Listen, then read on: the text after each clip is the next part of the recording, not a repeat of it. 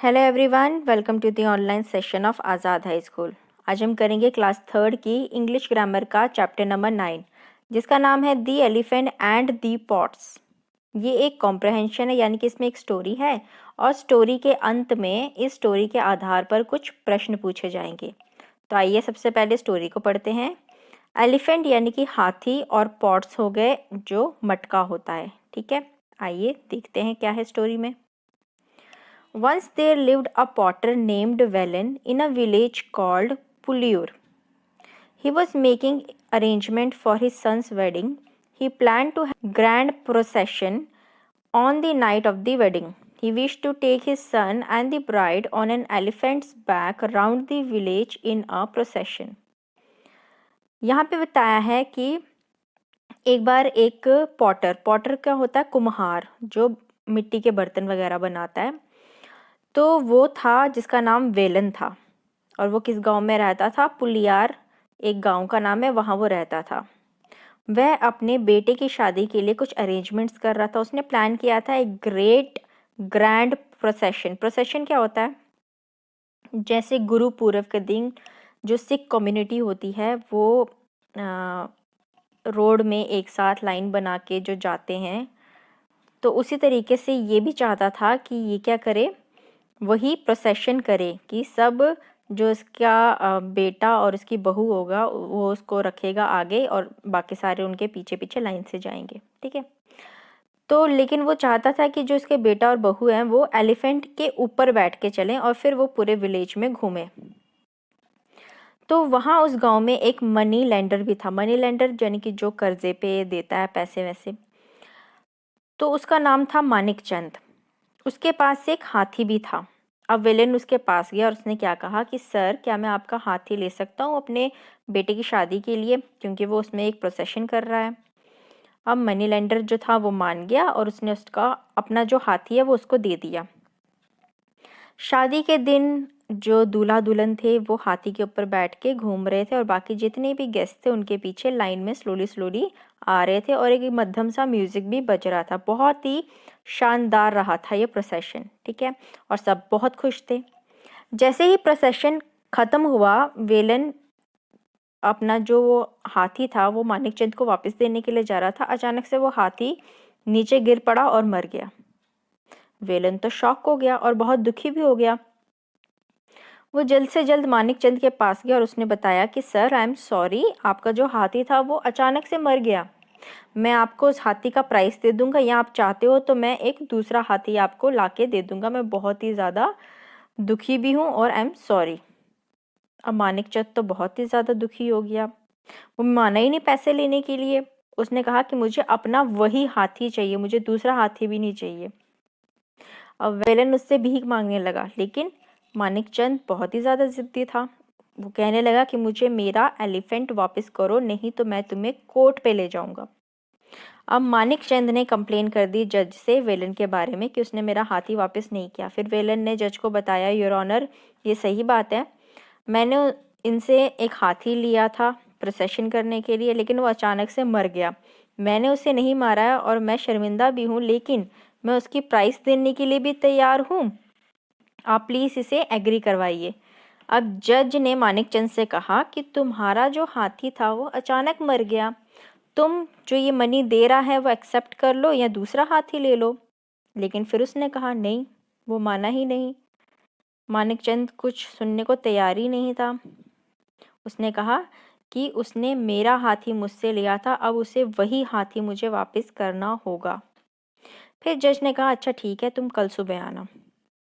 उसके बाद जज ने क्या कहा, वेलन को अपने पास बुलाया और उससे कहा कि तुम कल सुबह मत आना, तुम अपने घर पे रहना और अपने दरवाजे के पास मिट्टी के जो पॉट होते हैं, घड़े होते हैं, वो रख लेना और दरवाज़ा बंद कर लेना। मैं मानिक चंद से कहूँगा कि तुम्हें घर से बुला लाए। जब वो जल्दबाजी में दरवाज़ा खोलेगा तो तुम्हारे जितने भी सारे पॉट थे वो टूट जाएंगे। ठीक है, फिर तुम ज़ोर ज़ोर से चिल्लाना और सबको बुलाना और कहना मानिक चंद को कि जो उसने पॉट तोड़े हैं वो वापस करो। अगर मानिक चंद तुम्हें पैसे देता है तो बिल्कुल मत लेना और तुम मुझे आके रिपोर्ट करना। विलन ने वही किया जो जज ने कहा। मानिक चंद आया घर में और उससे गलती से वो पॉट टूट गए। अब वेलन ज़ोर ज़ोर से चिल्लाने लगा, ओह माय पॉट्स, मेरे इतने कीमती, मेरे पूर्वजों के पॉट थे वो सारे, और इस आदमी ने ये तोड़ दिए।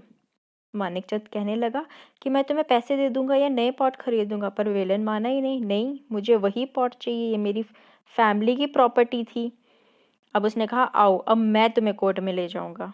अब जज ने इन दोनों की बात सुनी, सारा केस सुना, तो उसने कहा मानिकचंद से, अब तुम क्या करोगे, क्या तुम वही सेम पॉट वेलन को वापस दे सकते हो? तो अब जाके मानिकचंद को उसकी गलती का एहसास हुआ। फिर जज ने कहा कि अगर तुम सेम पॉट वेलन को दे दोगे तो वो तुम्हें वो सेम हाथी वापस करेगा, जो कि नामुमकिन था। अब जो बेचारा मानिकचंद था उसको ऐसे ही खाली हाथ जाना पड़ा, उसकी मनी भी जो थी वो इन कोर्ट कचहरी के कामों में खर्च हो गई, और उसे कुछ भी नहीं मिला अंत में। किसकी वजह से? उसकी स्टूपिड सी जिद की वजह से। तो ये थी हमारी फोक टेल। आइए अब करते हैं इसके question answers. Number 1, why did Velan need an elephant? तो इसका आंसर है, Velan planned to have a grand procession on the night of his son's wedding. Number 2, why was Velan unable to return the elephant to Manikchand? तो इसका answer है, the elephant died. Question number 3 में है, why was Manikchand not ready to take money from Velan? तो इसका answer है, Manikchand wanted the same elephant he had lent out.